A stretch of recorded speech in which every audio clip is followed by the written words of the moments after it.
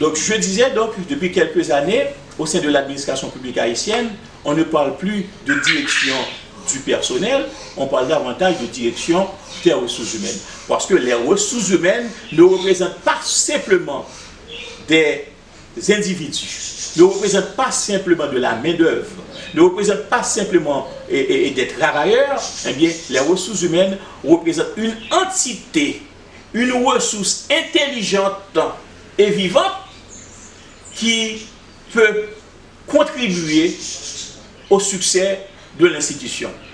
D'où l'intérêt de mieux gérer cette ressource en termes de moyens de motivation. Et les moyens de motivation ne sont pas uniquement limités au salaire. D'où la nécessité de mieux gérer ces ressources en termes de formation. Parce que si l'institution doit remplir une mission dans un contexte toujours évolutif, eh bien, il faut toujours faire en sorte de bénéficier de personnel, donc des ressources humaines qui ont une formation adaptée, de plus en plus spécialisée, capable d'encadrer cette institution, de permettre à cette institution de bien remplir ses missions dans le temps. On parle de gestion de ressources humaines. Et il faut bien gérer ces ressources humaines afin de conserver une masse critique de ressources humaines disponibles pour ne pas subir ce qu'on appelle un taux d'attrition des ressources humaines, un taux d'attrition élevé des ressources humaines, c'est-à-dire un taux de démission, de départ précipité de ressources humaines, comme c'est le cas pour certaines institutions publiques en Haïti actuellement, qui n'ont pas mis en œuvre, justement, qui n'ont pas bien assuré la gestion de leurs ressources humaines. Et puis on parle également, dans les méthodes de management, on parle de plus en plus du contrôle de la qualité.